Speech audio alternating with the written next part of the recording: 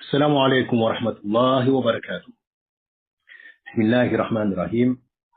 الحمد لله رب العالمين، والصلاة والسلام على نبينا محمد وعلى آله وأصحابه أجمعين. نسأل الله عز وجل بأسمائه الحسنى وصفاته العلى أن يزيدنا علما. نسأله سبحانه وتعالى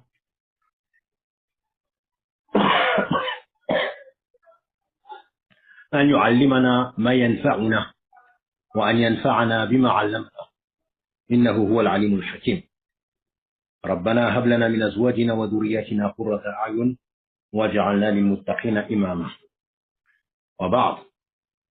On continue sur la lecture et l'explication de ce livre grandiose intitulé Kitabu at-Tawhid الذي هو حق الله على العبيد de l'imam ad-Da'wa Cheikh al-Islam Muhammad ibn Abdul Wahhab rahimahullah ta'ala, avec l'explication simple et concise, résumée de l'éminent, le grand savant, le Cheikh Salih al-Fawzan hafidahullah ta'ala. Explication intitulée Al-Mulakhasu. Al-Mulakhasu, le résumé. Fi Sharh Kitab at-Tawhid, de l'explication du livre de l'unicité. Et plusieurs chapitres ont déjà été lus jusqu'à arriver à ce chapitre où l'auteur, rahimahullah ta'ala, il le fait commencer par ce verset où il dit Babu qawlillahi ta'ala ayushrikuna ma la yakhluqu shay'a wa hum yukhlaqun ولا يستطيعون لهم نصرا ولا أنفسهم ينصرون. Donne-t-il, assigne-t-il les associés, ceux qui ne créent rien et qui sont eux-mêmes créés, et ils sont incapables de leur porter secours ni de se secourir eux-mêmes. Et on a lu un verset supplémentaire après cela, mais également le hadith qui se trouve dans le Sahih de l'imam al-Bukhari, rahimahullah ta'ala, concernant ce qui est arrivé à notre noble prophète Muhammad sallallahu alayhi wa sallam lors de la bataille de Uhud, du fait qu'il a été blessé au visage et que une de ses dents s'est cassée, et qu'il a dit cette parole: comment pourrait réussir un peuple qui a blessé son prophète au visage? Et Allah, il a fait descendre ce verset: Laysa laka min al-amri shay. Laysa laka min al-amri shay. Tu n'as aucune part dans l'affaire. Tu n'as aucune part dans cette affaire, non? L'affaire, l'ordre d'Allah Azza wa Jalla. Et après cela, l'auteur, rahimahullah ta'ala, il mentionne encore un autre hadith, ou même encore deux autres hadiths pour clôturer ce chapitre. Et il nous dit: وفيه عن ابن عمر رضي الله عنهما أنه سمع رسول الله صلى الله عليه وسلم يقول: إذا رفع رأسه من الركوع في الركعة الأخيرة من الفجر. Il nous dit, mais également dans l'authentique de Al-Bukhari, selon Ibn Umar, le fils de Omar ibn Khattab, à savoir Abdullah, radiallahu anhuma, qu'Allah les agrée tous les deux, qui dit avoir entendu le messager d'Allah, sallallahu alayhi wa sallam, dire, lorsqu'il lève sa tête de la première inclinaison, minar ruku', de l'inclinaison, lors de la première unité ou dans la dernière unité de prière de la salat al-Fajr, qu'il a entendu le prophète sallallahu alayhi wa sallam dire au moment où il levait sa tête de l'inclinaison de la dernière unité de prière de la prière de Al-Fajr: Allahumma l'an fulanan wa fulanan. Il dit: oh Allah, maudit un tel et un tel. Ba'dama yaqul, après avoir dit: Sami'a Allahu liman hamida, Rabbana wa lakal hamd. Donc le prophète sallallahu alayhi wa sallam, lorsqu'il était en prière lors de la deuxième unité de prière, de la prière de Al-Fajr, et qu'il est en état d'inclinaison, et qu'il veut se relever pour se mettre à la posture, yani, droite, eh bien, et qu'il dit Sami Allahu liman hamida, et ensuite il dit Rabbana wa lakal hamd, eh bien, il a dit Allahumma al'an fulanan wa fulan. Oh Allah, maudit un tel et un tel. فأنزل الله ليس لك من الأمر شيء. Allah a descendu ce verset, tu n'as aucune part dans l'affaire, ou dans l'ordre divin. وفي رواية, dans une autre version, يدعو على صفوان ابن أمية وسهيل ابن عمرو والحارث ابن هشام.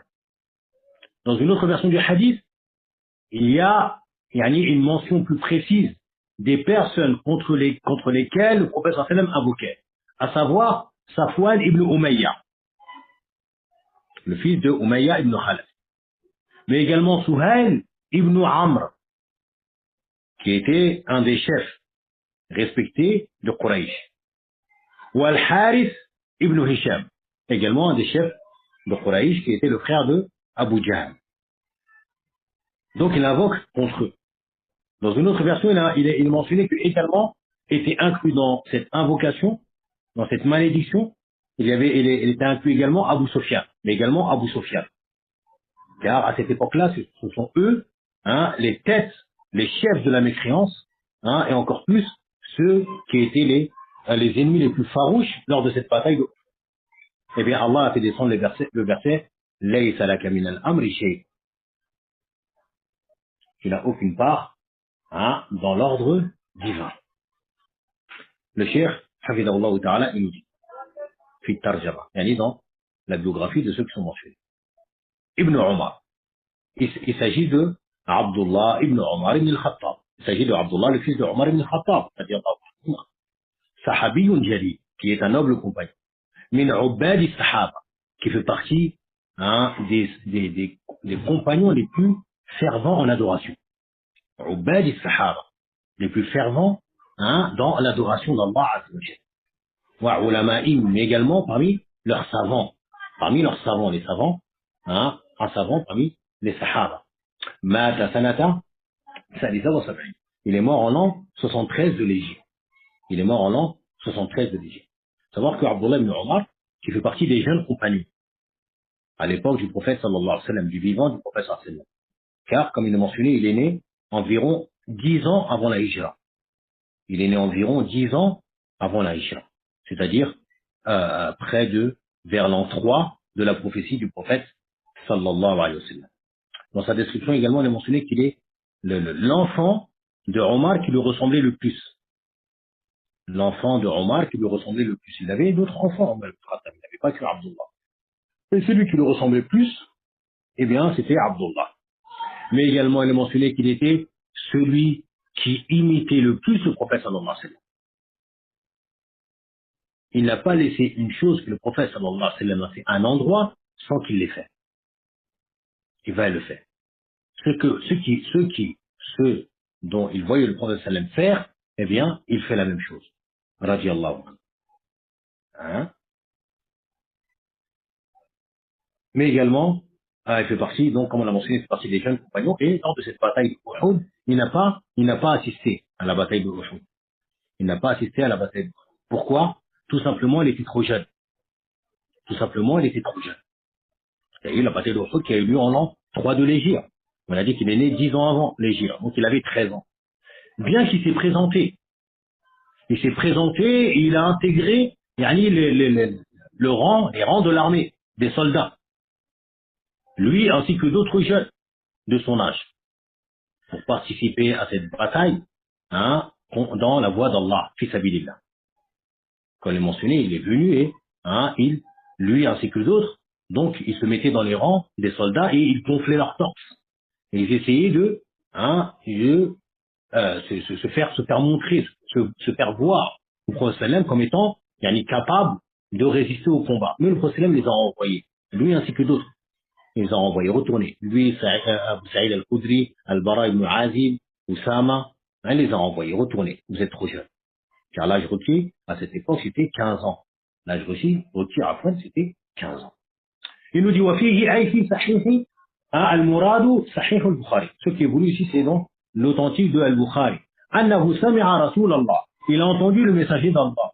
أي بعدما شج وكسرت رباعيته يوم أحد. Après que il a été blessé au visage et que sa dent a été cassée lors de la bataille de Uhud. Comme ils expliquent, c'est pas la dent entière qui s'est cassée et qui est tombée. Non, c'est une partie de sa dent qui s'est cassée. Une partie de sa dent, sallallahu alayhi wa sallam, qui s'est cassée. Il a entendu dire quoi? Allahu mal'an. Oh Allah maudit.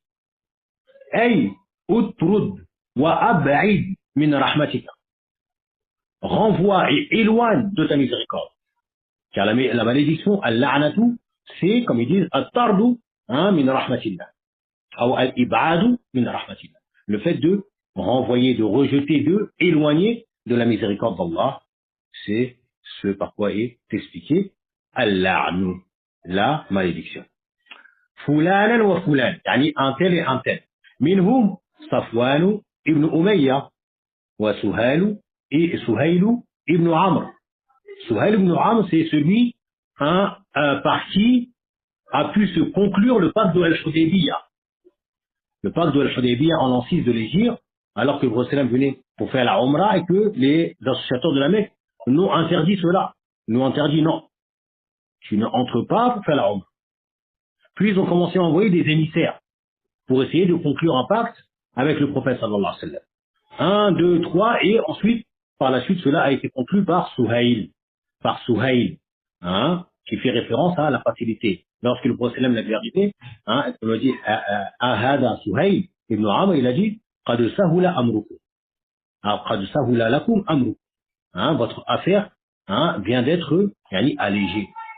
Yani facilité. Et donc, cela a été conclu. Le pacte d'Al-Hudaybiyah. Il était mécréant. Et son fils, Abu Jandal, radiallahu anhu, qui était musulman, est retenu à la Mecque, enchaîné. Il a réussi à prendre la fuite, mais il s'est retrouvé devant le prophète sallam et les compagnons et Suhayl, qui était associateur en train de conclure ce pacte, et le pacte avait été conclu. Parmi le pacte, si un musulman voulait fuir la Mecque sans l'accord de ses parents pour rejoindre le prophète sallam, eh bien, il devrait le renvoyer. Et son fils, Abu Jandal, son propre fils, qui était converti sahabi, il arrivait à ce moment-là enchaîné. Et le pacte était déjà conclu. Son propre fils, enchaîné. Et il a dit, Ya Muhammad, hadihi awwal. Voici pour une première. Lui, tu le renvoies directement. Et devant tous les compagnons, et qui, Abu Jandal qui hurlait, allez-vous me laisser, repartir enchaîné comme ça, ils vont me châtier, ils vont faire ça, vous allez les laisser faire. Et il l'a pris, et il l'a traîné avec les chaînes. Il est retourné avec lui à la Mecque. Mais Allah Azza wa Jal akramahum bil islam. Allah il leur a accordé l'islam lors de l'année de la conquête de la Mecque, 2 ans plus tard. À Suhayl, mais également Al-Harithu ibn Hisham, qui est le frère de Abu Jahl. Abu Jahl, de son vrai nom, Amr ibn Hisham, qui est son frère, donc qui était également une grosse tête de la mécréance.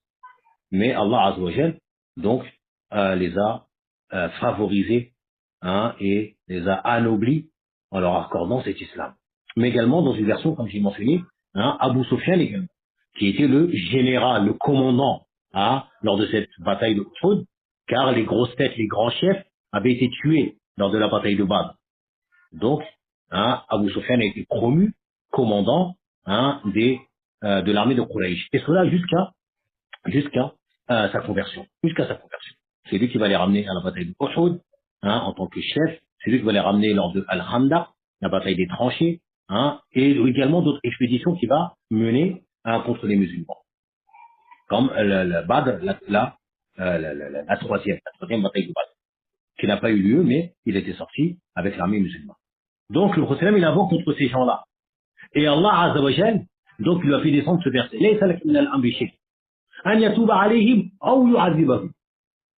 Que Allah leur accepte leur repentir, ou qu'il les châtie. Tu n'as rien à voir là-dedans. Toi, uniquement, fais ce que je t'ai commandé de faire, les concernant, comme transmission ou de les combattre. Mais concernant le fait de juger qui bénéficiera de ma miséricorde ou qui sera privé de ma miséricorde? Non. Tu n'as aucune part là-dedans. Tu n'as aucune part là-dedans. Et, de surcroît, Allah Azza wa Jal, comme on l'a dit, il les a anoblis. Hein? Il les a favorisés en leur apportant l'islam. À ces quatre-là qu'on a mentionnés. Que ce soit les trois dans le hadith et l'autre, dans l'autre version. Safwan ibn Umayya, il s'est converti. L'année de la conquête de la Mecque. Suhail ibn Hisham, il s'est converti également. Al-Harith ibn Hisham, également. Abu Sufyan, également. Ainsi que d'autres qui étaient présents dans cette bataille, comme Khalid ibn al-Walid, radiallahu anhu, qui également était présent. Saïd, et il a mis un gros coup aux musulmans, a mis des archers. Ainsi que ceux qui étaient avec lui, comme Ikrimatu ibn Abi Jahl. Mais également, tout cela était présent lors de cette bataille. Saïd, et Allah Azza wa Jalla leur a accordé l'islam. Alhamdu, yani viddu zam. Alhamd, qui est traduit par la louange, est le contraire du blâme. Wa yakunu ala mahatini al-mahmoudi, ala mahabwa ma'a al-mahabbati lahu. Alhamd, qui se fait, concernant les bons traits. Mahasini, les bons traits, les nobles caractères de celui, dont tu fais les louanges. Al-mahmoud. Ma'al mahabba. Ajoutez à cela l'amour pour lui, que tu l'aimes. Donc on loue Allah Azza wa Jal, tout en l'aimant, subhanahu wa ta'ala. On loue tout en l'aimant. Yad'u ala Safwan ila akhirih. Il invoque contre Safwan, jusqu'à la fin. Li'annahum ru'usul mushrikina yawma Uhud. Car ils étaient eux les chefs, des associateurs le jour de Uhud. وَقَدْ تَابَ اللَّهُ عَلَيْهِمْ فَأَسْلَمُوا وَحَسُنَ إِسْلَامُهُ. Et Allah a certes accepté leur repentir. Allah leur a accordé le repentir et a accepté leur repentir. C'est pas eux qui sont venus d'eux-mêmes se repentir. Plutôt c'est Allah Azza wa Jalla qui leur a accordé le moyen de se repentir. Et il a accepté leur repentir. Subhanahu wa ta'ala. Et leur islam a été de belles. Ils ont un bon islam du temps du prophète sallallahu alayhi wa sallam, mais également après sa mort. Radiyallahu anhu majma'in. C'est pour cela qu'on rappelle beaucoup, lorsque vous lisez la biographie du prophète sallallahu alayhi wa sallam, que vous passez par des événements qui sont, qui peuvent être traumatisants, comme cet événement. Tu t'imagines, le prophète sallallahu alayhi wa sallam en train de essuyer le sang qui coule de son visage. Quelqu'un, il le frappe et dit, prends ça, de ma part. On lui jette des pierres, sa dent a été cassée, etc. Tu dis, ces gens-là, t'as envie d'invoquer contre eux. Non, calme-toi. Calme-toi. Taïb, calme-toi. Lis la biographie jusqu'à la fin. Parmi eux, ceux dont ton penchant, ton âme à ce moment-là, a envie d'invoquer contre eux, a envie de les détester, de les haïr, ils sont devenus parmi les meilleurs des musulmans. C'est des compagnons, les meilleurs de cette communauté. Donc, calme-toi. Lis la biographie, et jusqu'à la fin. T'arrêtes pas à un passage, choquant, qui va te pousser à détester des personnes dont leur amour nous est obligatoire. Leur amour fait partie de la foi, fait partie de la croyance des gens de la sunna, l'amour des compagnons. Radiallahu anhu. Et bien évidemment, Allah Azza wa Jal a effacé, l'islam efface tout ce qui le précède. L'islam efface tout ce qui le précède. Que ce soit du shirk, donc que dire de ceux qui y a en dessous du shirk, comme le fait de tuer un croyant ou autre. قال المعنى الإجمالي للحديث. Le sens général du hadith. يخبر عبد الله ابن عمر رضي الله عنهما أنه سمع رسول الله صلى الله عليه وسلم يدعو في الصلاة على أشخاص معينين من الكفار آذوه يوم أحد فعاتبه الله بقوله. Il dit, le noble compagnon Abdullah ibn Omar nous informe qu'il a entendu le messager d'Allah sallallahu alayhi wa sallam invoquer lors de sa prière contre des personnes précises parmi les mécréants qui lui ont causé du tort le jour de la bataille de Uhud. Fa'atabahu Allahu azza wa jalla. Allah l'a réprimandé concernant cette invocation qu'il a fait contre eux. Biqawlihi laysa laka min al-amri shay. Tu n'as aucune part dans l'ordre divin, dans cette affaire. Fataba Allahu alayhim. Allah a accepté, leur a accordé le repentir et l'a accepté. فآمنوا بالله ورسوله. Ils ont cru en Allah, ils ont donc cru en Allah et en son messager, sallallahu alayhi wa sallam. Donc dans le sens que le prophète sallallahu alayhi wa sallam n'a aucune part dans le jugement concernant ces personnes, concernant ses serviteurs. Tu n'as aucune part, aucune part dans le jugement concernant mes serviteurs, concernant les serviteurs d'Allah. Taïb, à part, sauf ce que je t'ordonne de faire, à leur égard. Comme on a dit, comme appel, comme da'wa ou comme jihad fi sabilillah. En dehors de cela, tu n'as rien. Tu n'as rien d'autre. Taïb, plutôt transmets mon message. Transmets mon message. Munasabatul hadith ibn Bab. Le sens ou le lien, le rapport de ce hadith avec notre chapitre. Quel est le rapport? Quel est le lien de ce hadith là, mentionné? Le prophète il invoque contre des personnes qui étaient des têtes de la mécréance à son époque lors de la bataille de Uhud. Et Allah lui dit, tu n'as aucune part dans cette affaire. Quel est le lien avec notre chapitre ici? Il nous dit, أن فيه بيان أن النبي صلى الله عليه وسلم لم يقدر أن يدفع أذى المشركين عن نفسه ولا عن أصحابه. Car dans ce récit, on voit quoi? Qu'est-ce qu'on en tire? On en tire que le prophète sallallahu alayhi wa sallam a été incapable, il est incapable de repousser les torts des associateurs à son encontre ou à l'encontre de ses compagnons. Comme on l'a mentionné au coup précédent, près de 50 des archers sont fait tuer. Qu'est-ce qu'a pu faire le prophète sallallahu alayhi wa sallam? Rien du tout. On a mentionné également que près de 10 de ses compagnons Ansar, l'un après l'autre, ils tombent devant lui. Ils se font tuer en voulant repousser l'ennemi du prophète sallallahu alayhi wa sallam. Lui, il tombe. L'autre, il avance, il tombe. L'autre, il avance, il tombe. Il tombe, il meurt, il est tué. Qu'est-ce qu'il a pu faire le prophète sallallahu alayhi wa sallam? Il n'a rien pu faire pour empêcher cela. Il s'est fait blesser au visage, casser une dent, le sang qui coule, il est tombé au sol, etc. Qu'est-ce qu'il a pu faire? Il n'a rien pu faire.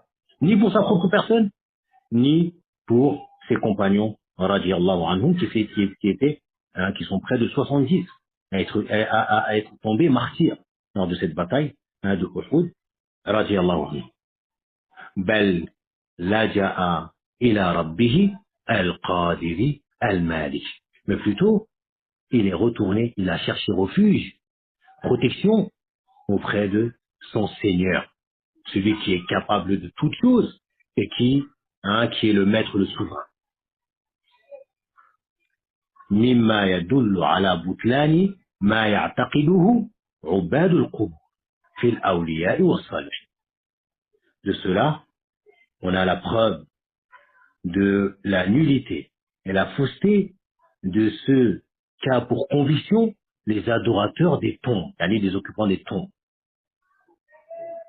Cette conviction, cette croyance qu'ils ont entre al-awliya, traduit beaucoup par les saints, même s'ils ne sont pas véritablement, ou pour certains, ils ne le sont pas, au sens du terme. Wa salihin, les vertueux.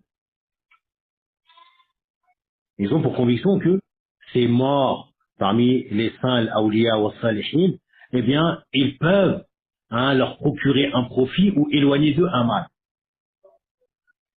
On voit ici clairement que le prophète de la miséricorde, Imam al-Mursalin, l'imam des envoyés, la plus noble des créatures, sallallahu alayhi wa sallam, le plus pieux, et les éloges, sans exagération, n'en finiront pas. Il est incapable de repousser le mal de sa propre personne, ou d'autres que lui, ou d'autres que lui. Que dire alors de ceux qui ne lui arrivent même pas à la cheville? Que dire de ceux qui ne lui arrivent même pas à la cheville? Et encore même la cheville, c'est beaucoup. Même la cheville, c'est beaucoup. Ça y est. Et cela, conformément à la parole d'Allah, comme c'est dit dans plusieurs versets, où il dit subhanahu wa ta'ala concernant le prophète sallallahu alayhi wa sallam, قُلْ لَا أَمْلِكُ لِنَفْسِي نَفْعًا وَلَا ضَرًّا إِلَّا مَا شَاءَ اللَّهُ. Dis-leur en Mohammed, je ne détiens pour moi-même ni profit, ni le fait de repousser un mal, sauf ce qu'Allah veut de moi. وَلَوْ كُنْتُ أَعْلَمُ الْغَيْبَ لَاسْتَكْثَرْتُ مِنَ الْخَيْرِ وَمَا مَسَّنِيَ السُّوءُ. Et si je connaissais l'inconnaissable, qui se traduit par l'invisible, eh bien, j'aurais eu des biens en abondance. Et aucun mal ne m'aurait touché. Et aucun mal ne m'aurait touché. Ça y est, hein, cela, ça concerne le prophète sallallahu alayhi wa sallam. Que dire, hein, d'autres que lui, hein, parmi les créations. Ma yusafadu min al-hadith. Ce qu'on va tirer comme bénéfice, comme profit de ce hadith. Butlanu ta'alluqi bil awliya'i was salihin. La nullité, la fausseté du fait de s'accrocher aux saints et aux vertueux. Dans quoi? Et talabi qada'i al-hajat. Dans le fait de chercher à ce qui comble nos besoins, les besoins. Wa tafrij al-kurubat. Ou à dissiper, hein, les angoisses. Il n'y a aucun intérêt dans cela. Mais plutôt cela est nul et avenant. Faux. Batil. Deuxièmement, jawazu du'a'i ala al-mushrikina fi salat. Qu'il est permis de invoquer contre les associateurs durant la prière. Cela est permis. Troisièmement, dalilun ala anna tasmiyata ash-shakhsi al-mad'uwi lahu aw alayhi la yadurra as-salah. Il y a une preuve ici, dans ce récit. Il y a la preuve que le fait de mentionner le nom d'une personne pour laquelle tu invoques en sa faveur, ou que tu invoques contre lui, que tu fasses cela dans ta prière, eh bien cela n'aura pas d'effet négatif ou néfaste sur ta prière. Cela ne nuira pas ta prière. Il ne faut pas croire que le fait que tu mentionnes le nom de quelqu'un dans ta prière, hein, comme tu invoques pour une personne précise parmi tes proches, et tu mentionnes ce nom, que cela annule ta prière. Non. Non. Quelle est la preuve de cela? Tu mentionnes ce hadith. Le professeur Sallam, il l'a fait. Taïb. Quatrièmement et dernièrement, at-tasrih bi anna al-imama yajma'u bayna at-tasmi' wa at-tahmid. Il y a dans cela, dans ce récit, on va tirer comme profit également, et qui est un profit, un bénéfice, on va dire fiqhi, du fiqh, de la jurisprudence, eh bien, c'est le fait qu'il y a la mention claire que l'imam, celui qui dirige la prière, il se doit de réunir entre at-tasmi', qui est le fait de dire Sami'a Allahu liman hamida. Et également, il doit dire après cela Rabbana wa lakal hamd. Il ne doit pas se contenter uniquement de dire Sami'a Allahu liman hamida, Allahu akbar. Non. Taïb, khayrul hadi, hadi Muhammad sallallahu alayhi wa sallam. La meilleure des voix est la voix du prophète sallallahu alayhi wa sallam. Et il a dit Sallu kama ra'aytumuni usalli. Priez. Quand vous m'avez vu, priez. Quand vous m'avez vu, priez. Priez quand vous m'avez vu prier. Taïb, donc comment il a prié pour cela? Certes, on l'a pas vu, mais hein, on voit cela à travers les hadiths. Et parmi ces hadiths, ce hadith où Abdullah ibn Omar, il mentionne que il a dit Sami'a Allahu liman hamida. Ensuite, il a dit quoi? Rabbana wa lakal hamd. Donc, celui qui prie en tant qu'imam, hein, pour des gens, ou qu'il prie seul, qu'il soit un frère ou une sœur, eh bien, dis dans ta prière Sami'a Allahu liman hamida. Hamida. Hamidahu. Sami'a Allahu liman hamidahu. Rabbana wa lakal hamd. Naam. Je pense que, naam, j'ai sauté quelque chose parce que le chef, il a expliqué le terme Sami'a Allahu liman hamida. Il a expliqué ce terme, mais je l'ai sauté. Donc, on y revient. Il dit Ajab Allahu man hamidahu wa taqabbalahu. Allah Azza wa Jal a exaucé, a répondu, hein, et a exaucé celui qui a fait ses louanges et l'a accepté de lui. Li'annahu qad udiya billam, car cela a été rendu, comment ils disent, le fait que le fi'l, hein, on lui met un harf jar, taïb, qui va faire ce travail de at-ta'addi, le fait de faire l'action sur autre. Non, faire l'action sur autre. Taïb. Plutôt que le maf'oul bih. Non. Taïb. Donc, lorsque tu dis Sami'a Allahu liman hamida dans ta prière, tu dis que Allah a exaucé et à accepter l'invocation de celui qui fait ses louanges. Donc de cela, elle multiplie tes invocations afin que Allah les accepte de toi.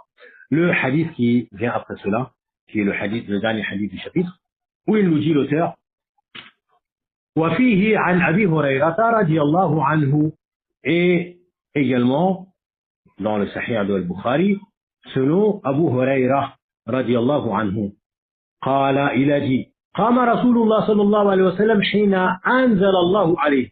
Le prophète صلى الله عليه وسلم s'est levé, يعني dans le sens, comme on va le voir, il est monté sur la montagne de As-Safa, proche de la Mecque.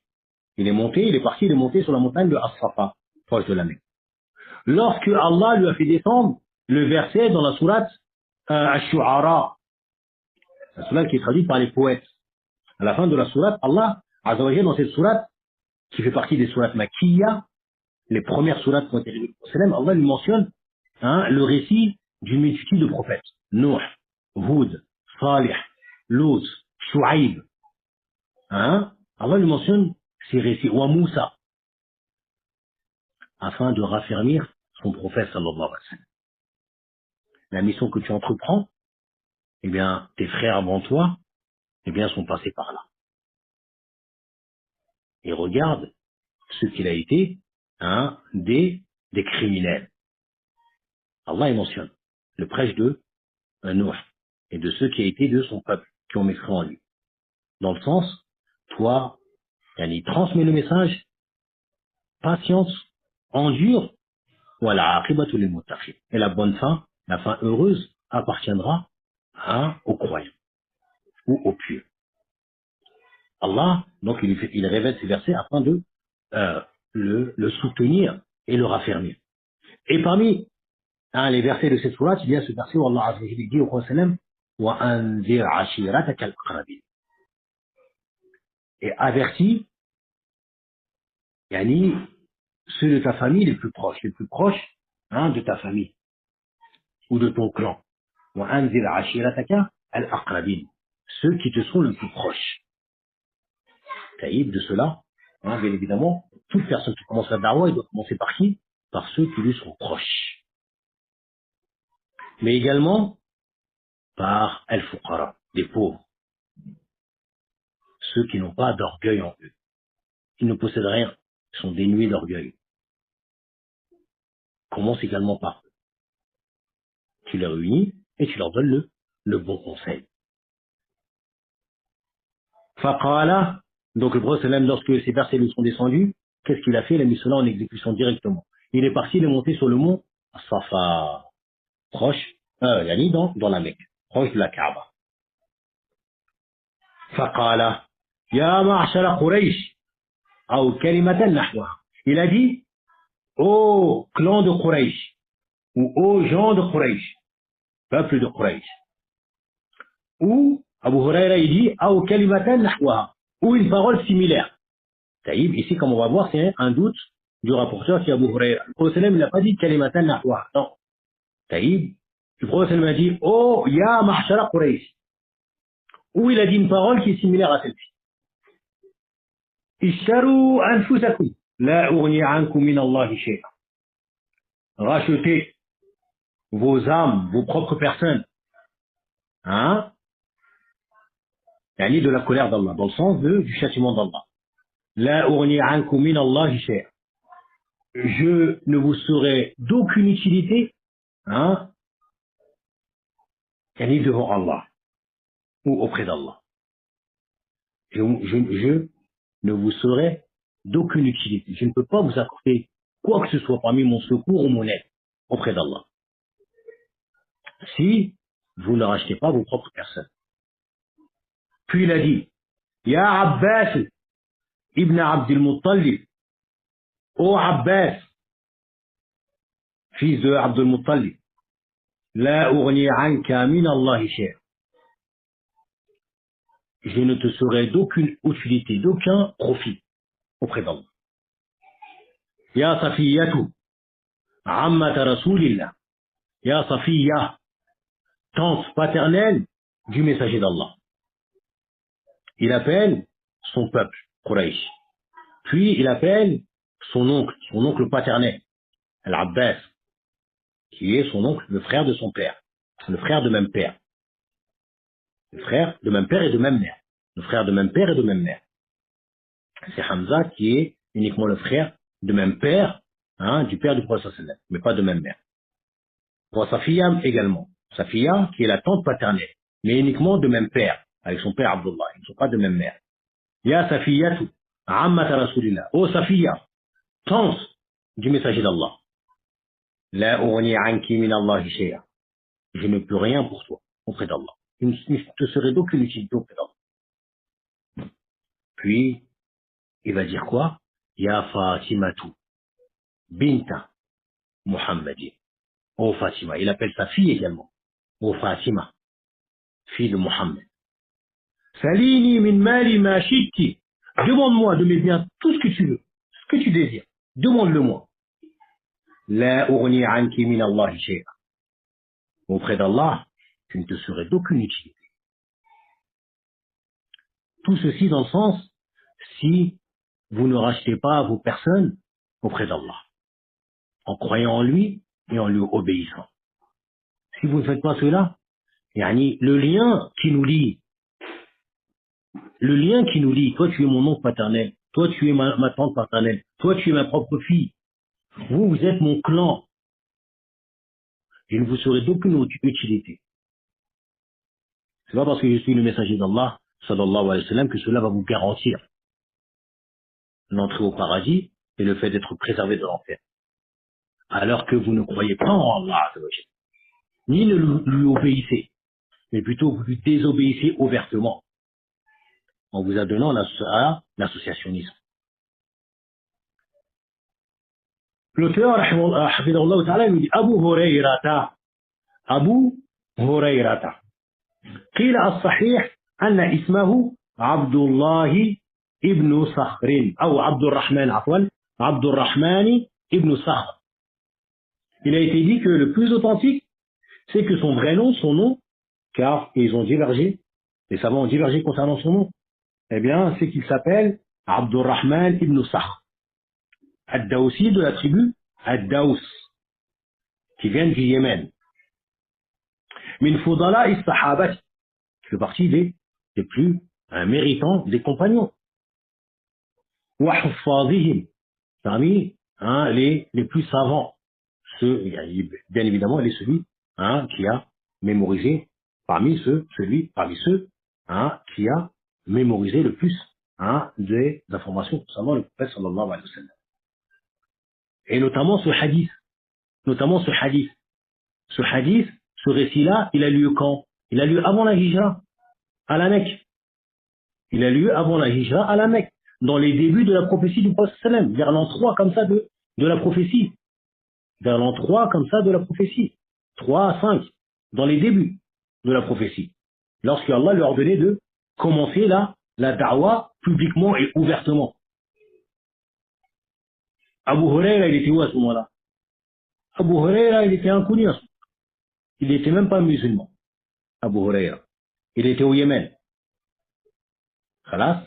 C'est par la suite, de leur tribu du Yémen, Abu Tufayl, At-Tawsi, qui est venu et s'est converti à la Mecque. Puis retourné dans son pays, là-bas au Yémen, et il a fait la da'wa. Et parmi eux, donc, Abu Huraira qui s'est converti.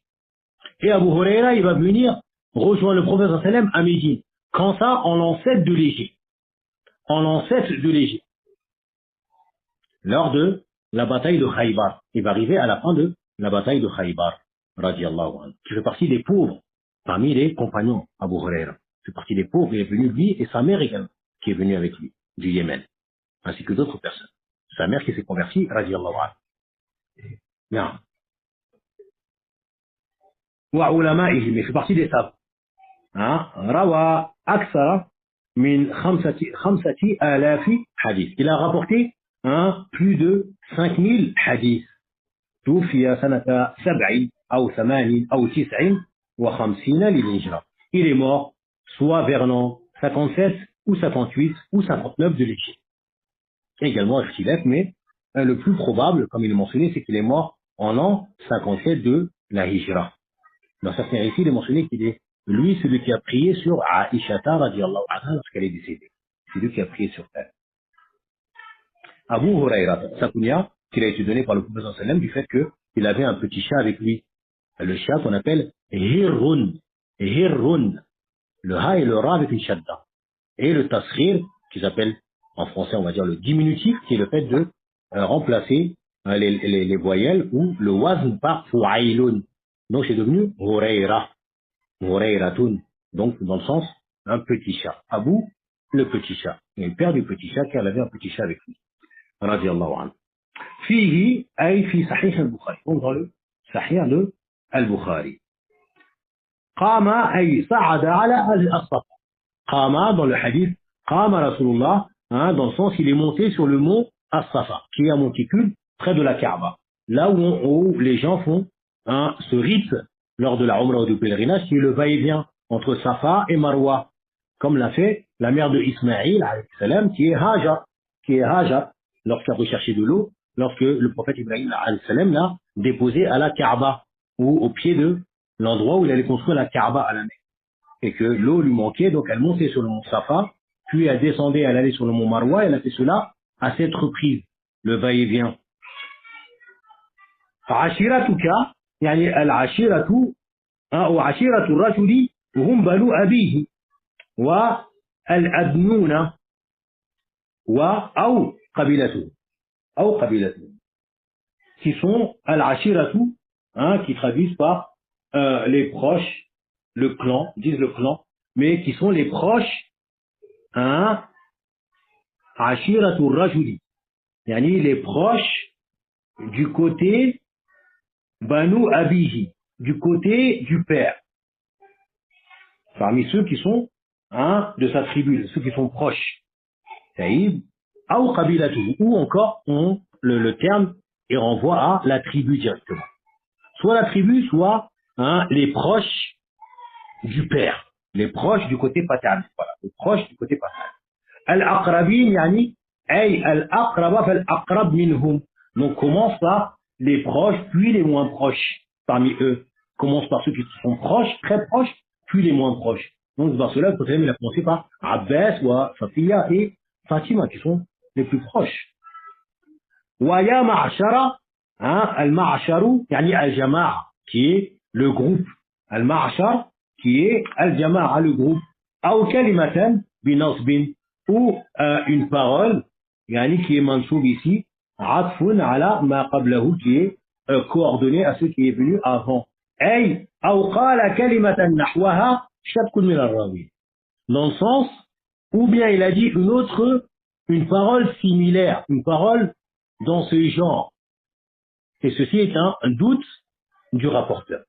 C'est le rapporteur qui a douté concernant ce qu'a dit le prophète. Il a dit, ou bien il a dit une parole similaire à Ya ma'ashara. Ishtaru anfusakum. Rachetez vos propres personnes. Ay, khallisuha min al-azab. Libérez-la, ou libérez, yani vos personnes. De quoi? Du châtiment. Comment? Bitawhidillahi wa ta'atihi. En unifiant Allah subhanahu wa ta'ala. Fi rububiyyati, wa fi l'uluhiyyati, wa fi l'asma'i wa sifat.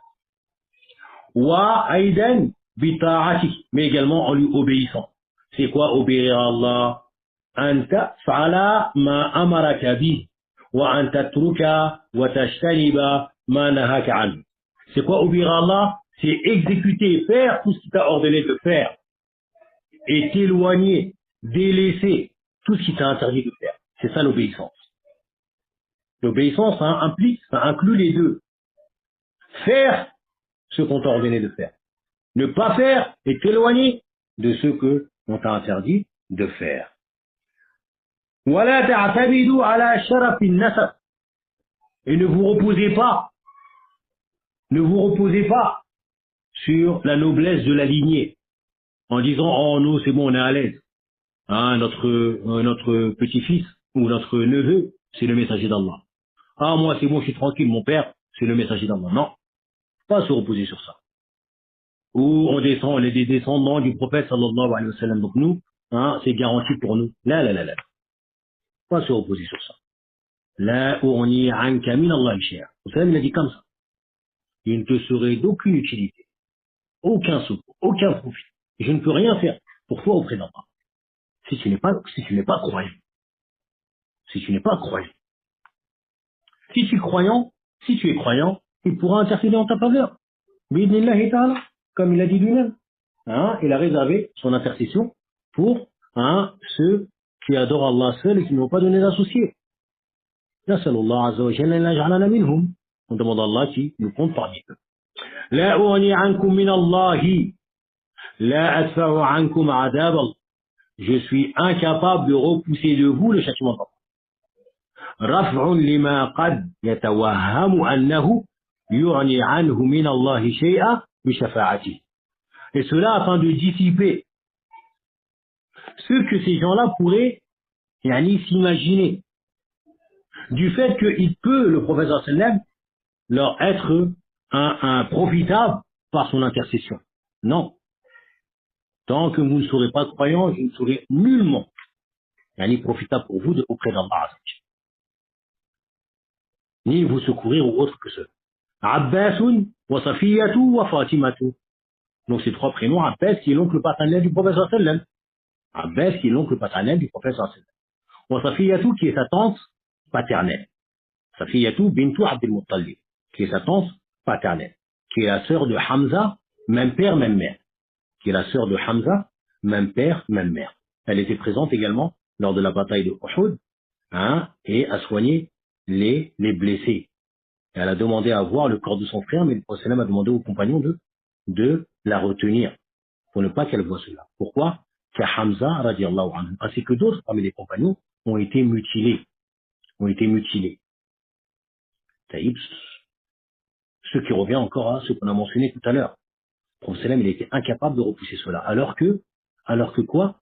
Ils étaient au-dessus de la montagne. Lorsqu'ils sont repliés à la fin de la bataille, ils étaient au-dessus de la montagne. Et ils regardaient, ils voyaient, c'est cette horreur. Les associateurs qui étaient encore en bas, comme Abu Sufyan qui est venu, et ils défiaient le prophète sallam ainsi que ses compagnons. Eh bien, pendant ce temps-là, d'autres associateurs en profitaient pour mutiler les compagnons. Parmi eux, Hamza. Mutiler, c'est quoi? Ils coupaient leurs oreilles, coupaient leur nez, les éventraient, leur faisaient des cicatrices. Un véritable un calvaire, bien qu'ils étaient déjà morts, mais un horrible spectacle pour les compagnons, on va dire, impuissants, incapables de faire quoi que ce soit. Radiallahu anhu ajma'in. La ilaha illallah. بالنصب لا غيرها أو لا غيره بدلا من المنادى أو عطفا بيان. طيب ici donc il donne une leçon de nahwu qui dit que donc les termes qui sont venus après عفوا il est sauté نعم بالرفع على البناء donc Abbas وصفية وفاطمة qui sont مبني على الضم ici مبني على الضم نعم مبني على الضم بالرفع بالضمة على البناء qui sont مبني ويجوز النصب بالنداء il est permis de les rendre mansoub avec la fatha ya Abbasa wa ya Safiyata wa ya Fatima. Concernant les termes ibna wa ammata wa binta, donc ici qui sont bin nasbi la ghayra, donc qui sont mansoub et pas autre que cela. Il n'y a pas une autre manière à faire concernant al-i'rab. Badalan min al-munada, taïb qui est badal du munada, ou af, ou bien qui est une coordination. Salini min mali, demande-moi de mes biens, لأن هذا هو الذي يقدر عليه, car c'est cela dont il est en mesure de faire. Demande-moi de mes biens, je te les donne. Ça, c'est dans ma capacité. Ça, c'est dans mes moyens. وما كان من أمر الله فلا قدرة له عليه. Concernant ceux qui est de l'ordre d'Allah, de l'affaire d'Allah, le prophète est incapable de faire cela. Ça rentre pas dans sa capacité, ni dans ses moyens. المعنى الإجمالي للحديث. Le sens général de ce hadith. يخبر أبو هريرة رضي الله عنه عما صنع رسول الله صلى الله عليه وسلم حينما أمره الله في كتابه الكريم أن ينذر قرابته. Abu Huraira, il nous informe de ce qu'a fait le messager d'Allah sallallahu alayhi wa sallam lorsque Allah azza wa jalla lui a ordonné dans son noble livre de avertir ses proches. قرابته.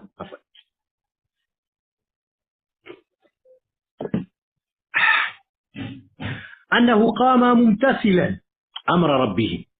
Il s'est levé, mettant à exécution l'ordre de son Seigneur. فنادى قريشا ببطونها. Il a appelé Quraysh en les appelant par les noms de leurs tribus. Là, dans ce hadith, on a cette version où il a seulement dit Ya Marshara Quraysh, mais dans d'autres versions, comme dans la Sira, on trouve qu'il a appelé chaque tribu. Ya Banu Fulan, Ya Banu Fulan, Ya Banu Fulan. Il les appelle. Ou Ya Bani Fulan, Ya Bani Fulan. Il les appelle par leurs tribus, par les noms des clans. Les différents clans, il a appelé. C'est pour ça qu'il dit ici Qurayshan bi butuniha. Butun, yani al-qabaïl. Wa nada ammahu. Puis il a appelé son oncle paternel. Wa ammatahu. Également sa tante paternelle. Wa bintahu. Et sa fille. Fa'anzarahum nazaratan khassatan. Et il les a avertis d'un avertissement spécifique, particulier. Wa amarahum an yukhallisu anfusahum min adab. Et il leur a ordonné de libérer anfusahum, leur propre personne. De quoi? Du châtiment d'Allah. Du châtiment d'Allah. Comment? Bitawhidihi, en l'unifiant. Wa ta'atihi, en lui obéissant. Wa ballarahum, et il leur a transmis. Annahu la yadfa'u anhum min adabillahi shay'a, qu'il ne repoussera d'eux rien du châtiment d'Allah, idha lam yu'minu, s'ils ne croient pas en Allah subhanahu wa ta'ala. Famujarradu qurbihim minhu, donc le simple fait qu'ils sont des proches de lui, ghayru nafi'in, n'est nullement profitable. Lahum, pour eux, biduni imanin, sans qu'ils aient la foi. Comme on a expliqué, le simple fait qu'ils soient des proches du prophète sallam, cela ne leur profitera en rien tant qu'ils ne seront pas croyants. Cela ne leur sera d'aucune utilité s'ils ne sont pas croyants. Munasabatul hadith et l'ibab. Le lien de ce hadith avec notre chapitre. C'est quoi le lien? Anna fihi annahu la yajuzu an yatluba min ar-rasul sallallahu alayhi wa sallam ou an yutlaba min ar-rasul sallallahu alayhi wa sallam wala min ghayrihi min babi awla illa ma yaqdiru alayhi min umuri dunya. Qu'il n'est pas permis de demander au messager d'Allah sallallahu alayhi wa sallam ou à autre que lui, sauf ce qui concerne ceux dont ils ont la capacité, lui il a la capacité de faire parmi les choses de ce bas monde.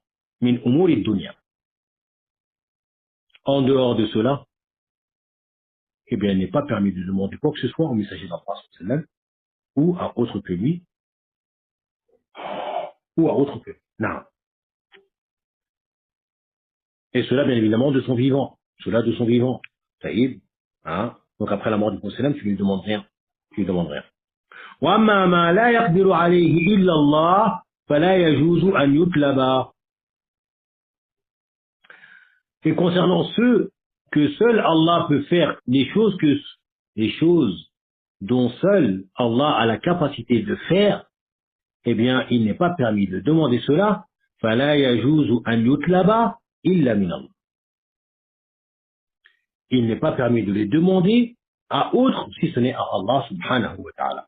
فَفِيهِ الرَّدُّ عَلَى عُبَادِ الْقُبُورِ. Donc il a dans cela une réputation aux adorateurs des tombes, yani des occupants des tombes. Quand on dit adorateurs, عُبَادُ الْقُبُورِ, ceux qui adorent al-qubur c'est le terme de qabr. Qabrun, tu veux dire une tombe. Qubur, des tombes. Mais ceux qui est visé par cela, ce sont les occupants, bien évidemment. Ce sont les occupants. الَّذِينَ يَسْتَغِيثُونَ bil amwat, ceux qui implorent le secours des morts, li tafrij al kurubat, afin qu'ils dissipent leurs angoisses, wa qada al hajat, et qu'ils comblent leurs besoins. Et ils sont nombreux qu'Allah ne fasse pas augmenter leur nombre et son nombre. نسأل الله عز وجل أن يهديهم وأن يردهم ردا جميلا. On demande à Allah عز وجل qu'il les guide et qu'il les fasse revenir vers la vérité. ما يستفاد من الحديث, ce qu'on va tirer comme profit et bénéfice de ce hadith. الرد على عباد الأنبياء, une réfutation à ceux qui adorent les prophètes, والصالحين, mais également les vertueux. الذين يتعلقون بالمخلوقين, ceux qui s'accrochent aux créatures. في قضاء حوائجهم, dans le fait de chercher à combler leurs besoins, à satisfaire leurs besoins. Un tel il est malade, il recherche la guérison, il va demander à un prophète. Ou sa femme n'arrive pas à enfanter, il va invoquer tel ange afin que sa femme puisse enfanter, accoucher, etc. طيب قضايا حوائجهم التي لا يقدر عليها إلا الله. طيب, ces choses-là dont seul Allah a la capacité de faire, de réaliser.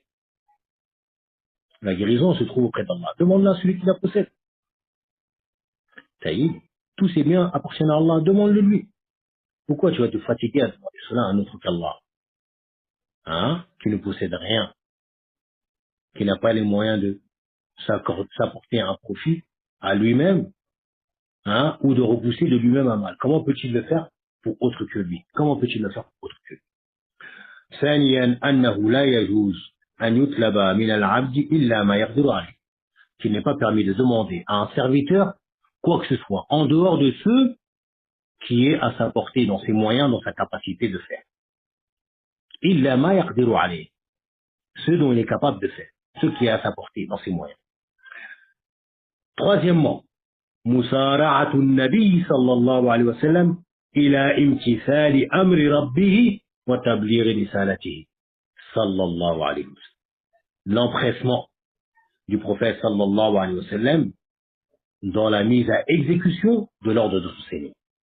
Dès qu'Allah lui a révélé le verset et averti les proches de ta famille, ceux qui te sont proches, qu'est-ce qu'il a fait directement? Il est parti de monter sur le mont Safa et les avertit.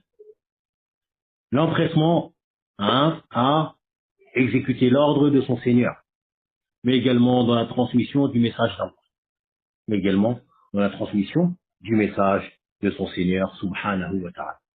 Quatrièmement, annahu la yunajji أنه لا ينجي من عذاب الله إلا الإيمان والعمل الصالح, que ce qui va te sauver du châtiment d'Allah, la seule chose qui va te sauver du châtiment d'Allah, c'est quoi? La foi et l'œuvre pieuse. Al-Iman wal-Amal as-Salih, la foi, une foi correcte, une foi qui est bâtie sur le livre d'Allah et la sunna du prophète sallallahu alayhi wa sallam, avec la bonne compréhension des salafs, pas une compréhension erronée, basée sur des je pense, ou sur des rêves, sur des contes ou sur des fables. Non.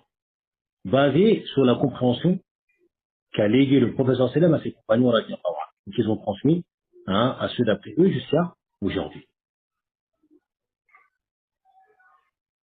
C'est ce qui va te sauver du châtiment d'Allah azza wa jalla. لا الاعتماد على مجرد الانتساب للأشخاص, et non pas le fait de te reposer sur le simple fait d'avoir un lien avec des personnes. Mon père c'est un moufti. Moi mon grand-père c'est l'imam du village. Ou telle chose. Non, c'est pas ça qui va te sauver. C'est pas ça qui va te sauver. Ce qui va te sauver c'est ta foi, ainsi que tes œuvres. C'est ça qui va te sauver. Bi'idhnillahi ta'ala. Quant à ton père, si c'est un moufti, c'est un moufti pour lui-même. Et si ton grand-père, c'est l'imam du village, c'est l'imam du village pour lui-même. Ça lui sera profitable à lui. Ça te sera nullement profitable si tu ne crois pas en ceux en quoi il croit. Et tu n'œuvres pas comme ceux qui l'œuvrent. Parmi les œuvres pieuses, et bien évidemment, la foi correcte. Pas si il est lui-même égaré, qu'Allah nous en préserve. Cinquièmement, أن أولى الناس برسول الله صلى الله عليه وسلم أهل طاعته ومتابعته من قرابته وغيرهم. Il dit les plus en droit, les personnes les plus en droit, أولى الناس, les personnes les plus en droit du messager d'Allah sallallahu alayhi wa sallam, ce sont qui? Ceux qui أهل طاعته, ceux qui obéissent au messager d'Allah sallallahu alayhi wa sallam et qui le suivent, mutaba'ati, qu'il soit parmi ses proches ou autre que ses proches. C'est pour cela que vous trouvez dans l'explication de la parole Allahumma salli ala Muhammadin wa ala ali Muhammadin. Comme les savants expliquent, al-alu, bien évidemment, qui sont les proches, la famille. Mais ils expliquent que al-alu, huna, également, ça englobe tous les suiveurs du prophète sallallahu alayhi wa sallam. Tous ceux qui suivent le prophète sallallahu alayhi wa sallam. Et atiqadan, qawlan wa fi'lan. Ceux qui le suivent dans la croyance, la parole et dans l'acte. Eh bien, ils rentrent dans quoi? Dans Ali Muhammadi. Et quand beaucoup de savants l'ont mentionné, c'est l'explication, l'explication la plus proche de la vérité. Et sixièmement, dernièrement, أن مجرد القرابة من الرسول صلى الله عليه وسلم لا ينفع بدون إيمان وعمل صالح وعقيدة صحيحة. Le simple fait d'avoir un lien, un lien de parenté, qaraba, un lien de parenté avec le messager d'Allah sallallahu alayhi wa sallam, le simple fait d'avoir un lien, cela, juste cela, ne profitera en rien. Si la personne n'a pas la foi, bidouni iman, sans foi, sans œuvres pieuses, amanin salih, et sans aqidatin sahiha, une croyance bonne et saine. Celui qui a une croyance égarée, qui fait des œuvres mauvaises et qui n'a pas de foi, celui-ci, même s'il a une proximité directe avec le prophète sallallahu alayhi wa sallam, eh bien cela ne lui sera d'aucune utilité. Donc tous ces pseudo guides spirituels, comme ils les appellent, chefs religieux, qui prétendent, alors qu'ils sont dans un grand égarement, qui prétendent être descendants du messager d'Allah sallallahu alayhi wa sallam, eh bien si leur croyance, leur parole, leurs œuvres, leur foi n'est pas conforme à ce sur quoi était le prophète sallallahu alayhi wa sallam, eh bien cette prétention d'être descendant du messager d'Allah sallallahu alayhi wa sallam ne lui sera d'aucune utilité. Il ne sera d'aucune utilité. Dis-lui, ça ne te servira à rien d'être le petit-fils ou le descendant direct du messager d'Allah sallallahu alayhi wa sallam si tu ne crois pas en ce en quoi il a cru. Et si tu n'œuvres pas comme il a œuvré, sallallahu alayhi wa sallam. Sur cela, on a terminé ce chapitre. Walhamdulillahi rabbil alamin. Et au prochain chapitre, on rentrera dans qawlillahi ta'ala. حتى إذا فزع عن قلوبهم قالوا ماذا قال ربكم قالوا الحق وهو العلي الكبير. Jusqu'à au point où فزع عن قلوبهم, la frayeur a touché leur cœur, où la frayeur s'est éloignée, s'est dissipée de leur cœur, et cela concerne les anges. حتى إذا فزع عن قلوبهم, la peur et la frayeur s'est dissipée et sortie de leur cœur. قالوا, ils ont dit, les anges, ماذا قال ربكم, qu'est-ce qu'a dit votre Seigneur? Ils disent à Jibril, qu'est-ce qu'a dit votre Seigneur? قالوا الحق, ils disent, il a dit la vérité. وهو العلي الكبير, il est le très haut, subhanahu wa ta'ala, al-Ali, celui qui est élevé au-dessus de sa création. والكبير عز وجل. سبحانك اللهم وبحمدك واشهد ان لا اله الا انت استغفرك واتوب اليك. جزاكم الله خيرا. السلام عليكم ورحمه الله وبركاته. On demande à Allah qu'il vous préserve de tout mal ici-bas et dans l'au-delà et qu'il raffermisse la foi dans nos cœurs à tous. et qui nous fasse mourir sur une croyance authentique. Aqidatu as-salaf. Assalamu alaikum wa rahmatullahi wa barakatuh.